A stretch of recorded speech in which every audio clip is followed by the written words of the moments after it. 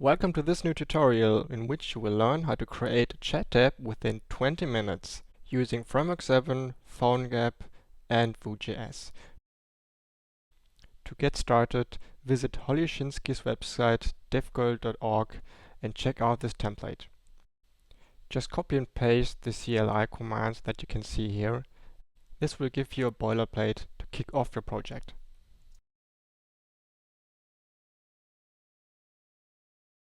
Remember to give your project a name. In this case, we'll just call it My App.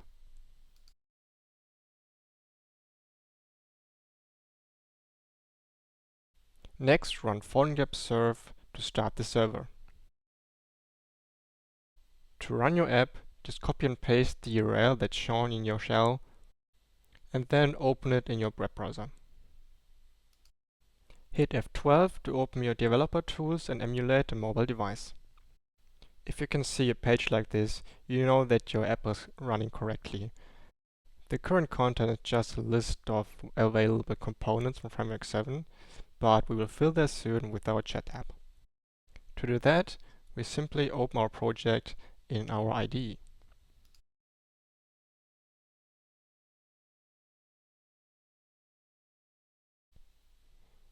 Now, as you can see, there's already a lot of markup in here, but we don't need all this stuff, so we can delete most of it. First, remove the panels to the left and to the right.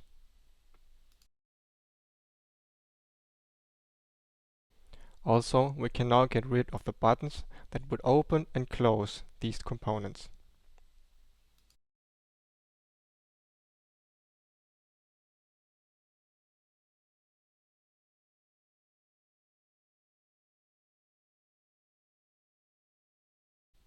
As a next step, we can remove most of the content from our homepage. Next, remove the demo for the pop-up and the login screen.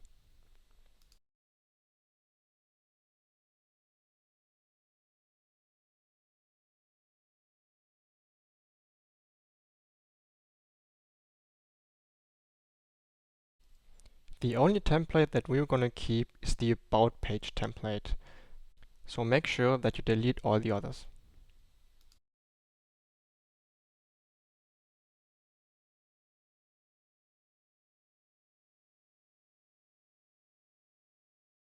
Let's clean up our About template, as we want to use this one as a basis for our chat page.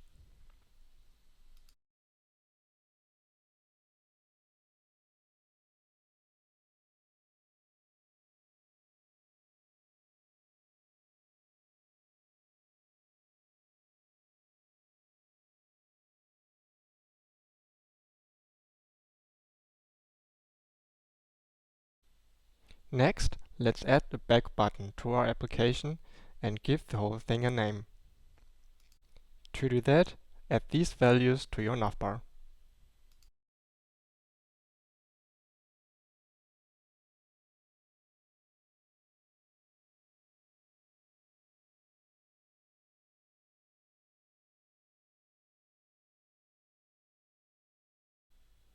As a next step, we will create a really small login form so the user can enter his nickname and then enter the chat.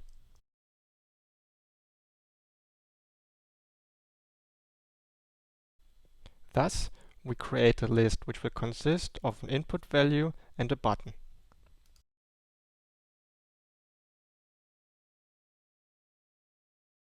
If you want to learn more about these components, just check out the documentation for Framework7 Vue at framework7.io/Vue.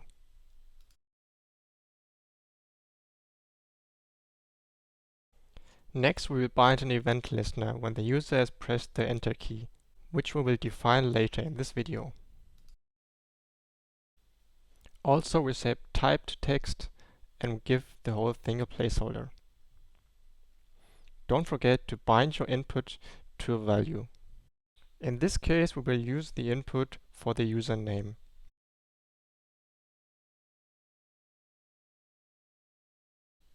To finish our login form, we will provide a button which the user can press in order to enter the chat.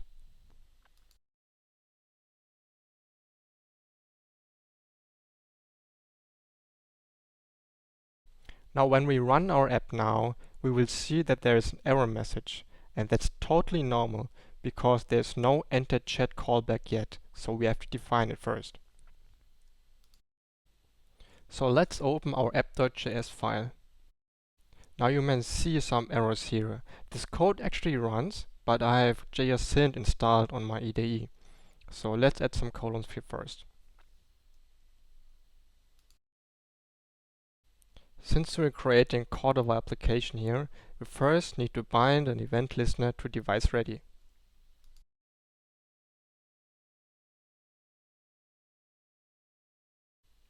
Next, we define our init function. For the moment, it's enough if we just copy and paste all the initialization code of Vue.js into this function.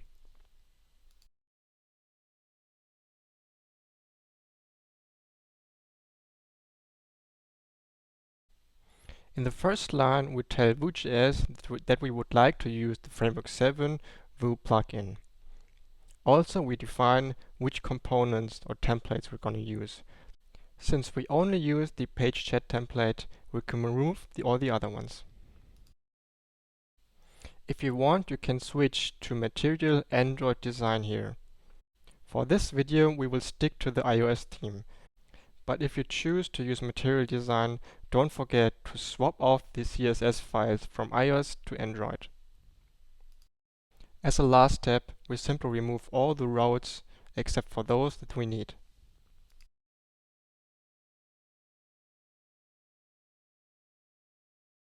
Next, we put all of our code into a closure in order to avoid collisions of variable names in our global namespace.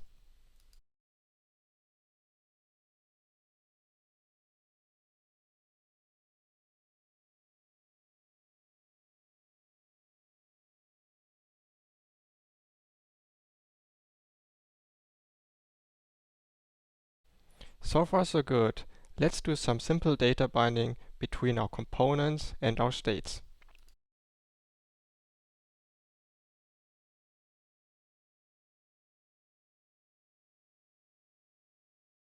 As a next step, we simply add the missing callbacks that we have defined in our HTML.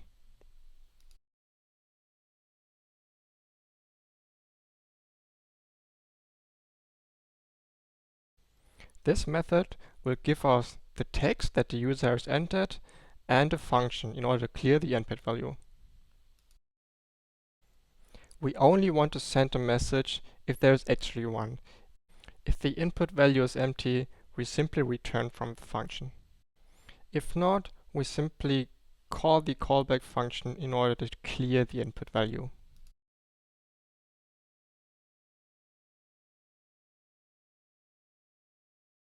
Now let's do the same thing to our main Vue instance.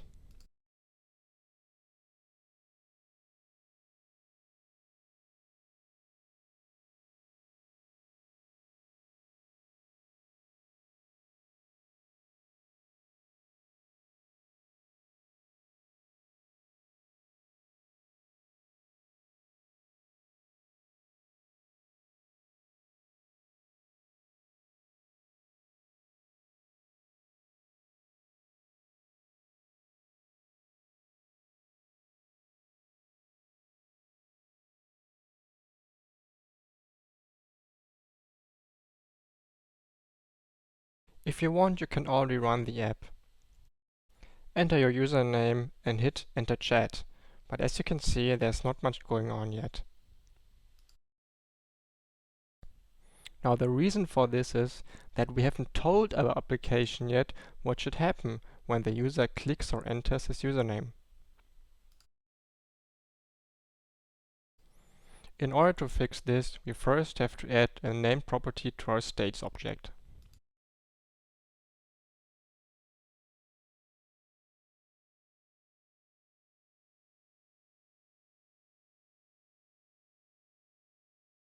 Next, we check if the user has entered a username or if the input value is blank.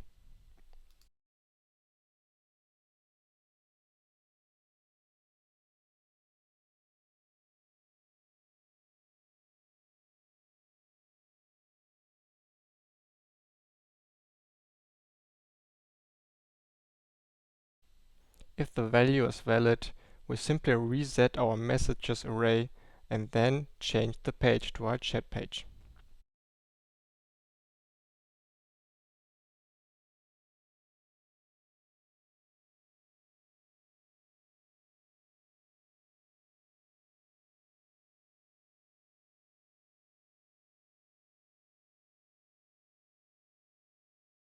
Okay, so let's try again. And as you can see, if we hit enter now, we get at least redirected to our chat page.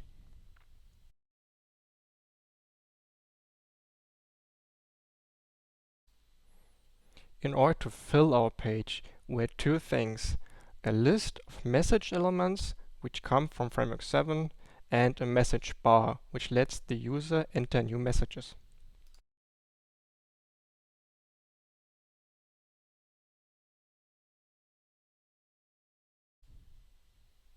In order to display all the messages that we have in our array, we simply use the v-for syntax of Vue.js.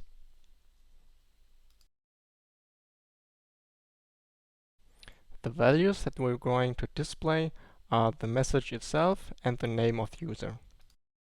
Last but not least, we have to define which type of message we're working with. It can be either a received or a sent message.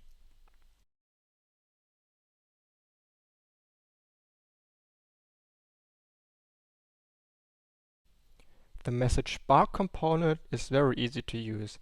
It basically gives you all you need for your message app in order to send a message. It will include an input value and a button to send the actual message.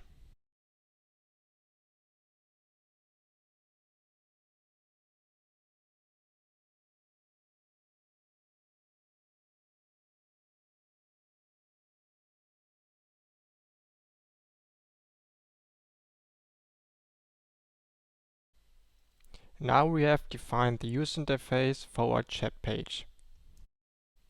But we cannot send or receive any messages yet, because there's no server-side code yet. If you want, you could create a backend application now, for example using Node.js, but there are services like PubNub who already did the job for you. Just go to pubnub.com and read through all the tutorials on their website. It's very easy to use and you only need a few lines of code.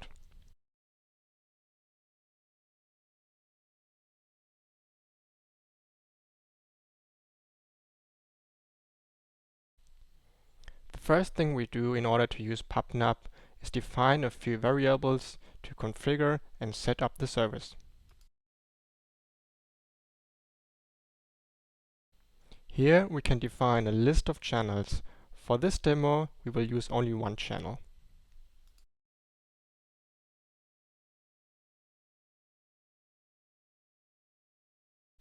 In order to receive older messages, we have to use the history function of PubNub. Here, we define which channel we want to use and how many messages we'd like to receive.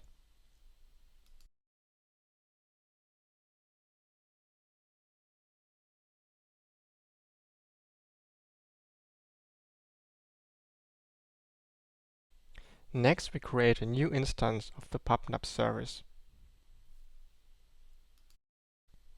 If you want to use your application in a production environment, you have to sign up for a key. Since this video is just for demo purposes, we're not going to do this.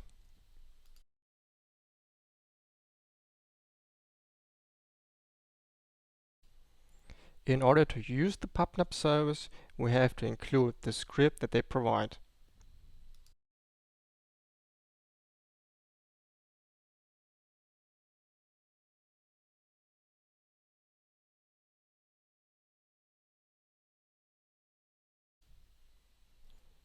Next, we initialize all the code that we need for PubNub, especially event listeners and the methods in order to send new messages.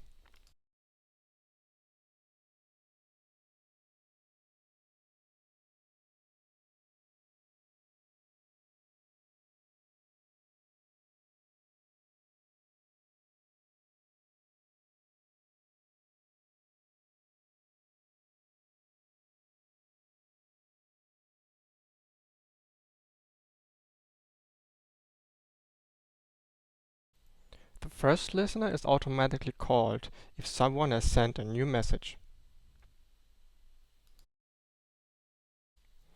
It provides various data like the name of the user, the message itself, but we do not know of which type it is, so we have to find it out on our own.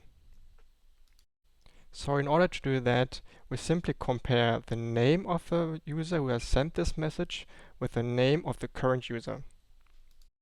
If both names match, we know that this is a sent message.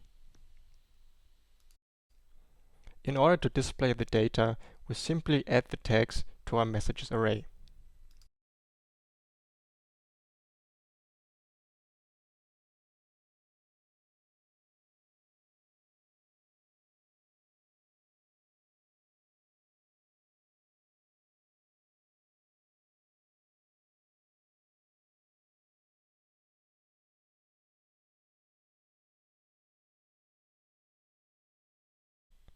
Next, we have to tell PubNub which channels we'd like to use. To do this, we use the subscribe method.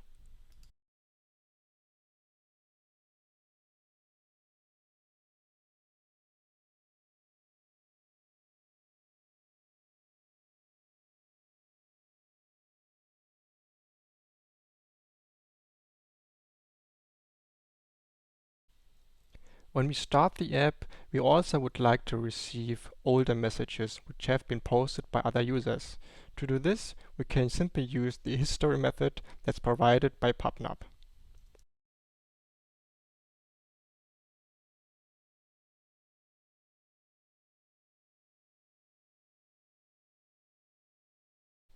Just extract all the messages and push them into our array.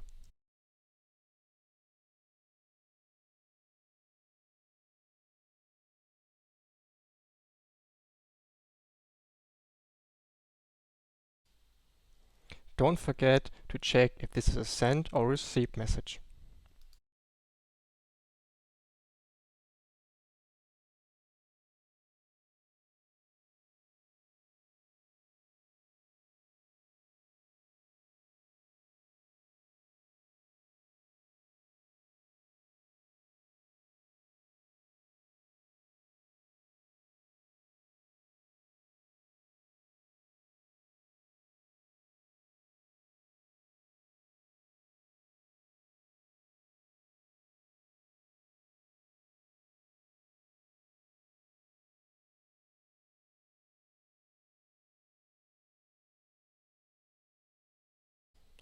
Now let's call our new init PubNub method whenever the user enters the chat page.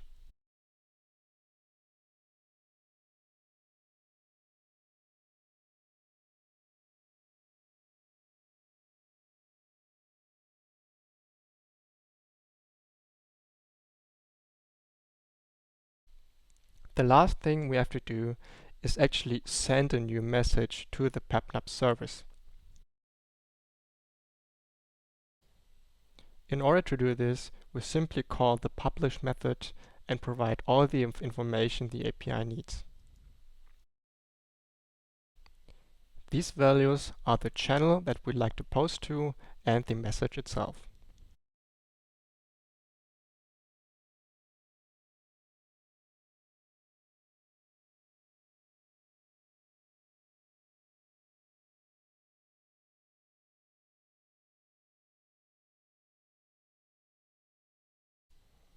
Alright, let's run the app and see what we got.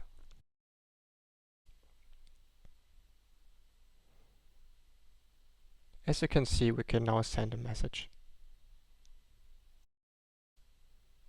Let's try to open the application twice in order to see if we can chat between two users.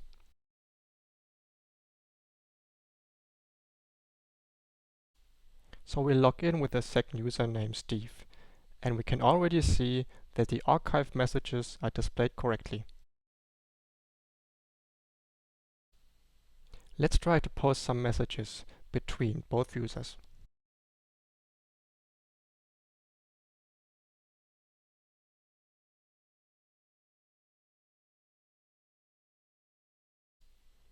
And as you can see, it works perfectly fine.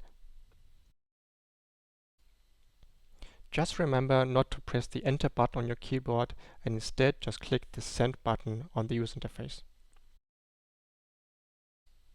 So that's it today for this video. Thanks a lot for listening. Don't forget to follow me on Twitter at timo_ernst.net. Check out my blog at timo-ernst.net and subscribe to this channel if you'd like to see more of these kinds of videos. See ya, bye.